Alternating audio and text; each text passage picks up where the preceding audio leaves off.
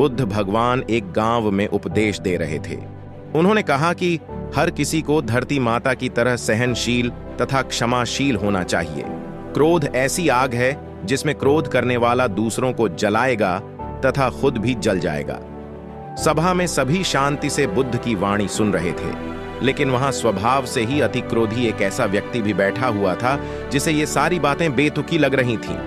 वह कुछ देर ये सब सुनता रहा, फिर अचानक ही आग बबूला होकर बोलने लगा, तुम पाखंडी हो, बड़ी बड़ी बातें करना यही तुम्हारा काम है, तुम लोगों को भ्रमित कर रहे हो, तुम्हारी ये बातें आज के समय में कोई मायने नहीं रखती। ऐसे कई कटु वचन सुनकर भी बुद्ध शांत रहे। अपनी बातों से ना तो वह दुखी हुए, ना ही कोई प्रतिक्रिया की। यह देखकर वह व्यक्ति और भी क्रोधित हो गया और उसने बुद्ध के मुंह पर थूक कर वहां से चला गया।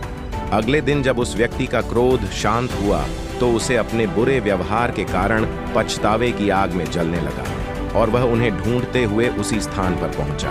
पर बुद्ध कहाँ मिलते, वह तो अपने शिष्यों के साथ पास वाले एक अन्य गांव निकल चुके थे। व्यक्ति ने बुद्ध के बारे में लोगों से पूछा और ढूंढते ढूंढते जहां बुद्ध प्रवचन दे रहे थे वहां पहुंच गया। उन्हें देखते ही वह उनके चरणों में गिर पड़ा और बोला, मुझे क्षमा कीजिए प्रभु। बुद्ध ने पूछा, कौन हो भाई, तुम्हें क्या हुआ है, क्यों क्षमा मांग रहे हो? उसने कहा, क्या आप भूल गए, मैं वही हूं जिसने कल आपके साथ बहुत बुरा व्यवहार किया था।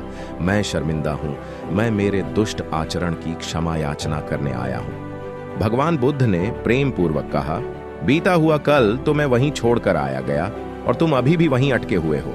तुम्हें अपनी गलती का आभास हो गया, तुमने पश्चाताप कर लिया, तुम निर्मल हो चुके हो। अब तुम आज में प्रवेश करो। बुरी बातें तथा बुरी घटनाएं याद करते रहने से वर्तमान और भविष्य दोनों बिगड़ते जाते हैं। बीते हुए कल के कारण आज को मत बिगाड़ो। उस व्यक्ति का सारा बोझ उतर गया। उसने भगवान बुद्ध के चरणों में पड़कर क्रोध त्याग का तथा क्षमाशीलता का संकल्प लिया। बुद्ध ने उसके मस्तिष्क पर आशीष का हाथ रखा। उस दिन से उसमें परिवर्तन आ गया और उसके जीवन में सत्य, प्रेम व करुणा की धारा बहने लगी। मित्रों, बहुत बार हम भूत में की गई किसी गलती के बारे में सोचकर बार बार दुखी होते और खुद को कोसते हैं। हमें ऐसा कभी नहीं करना चाहिए। गलती का बोध हो जाने पर हमें उसे कभी ना दोहराने का संकल्प लेना चाहिए और एक नई ऊर्जा के साथ वर्तमान को सुदृढ़ बनाना चाहिए।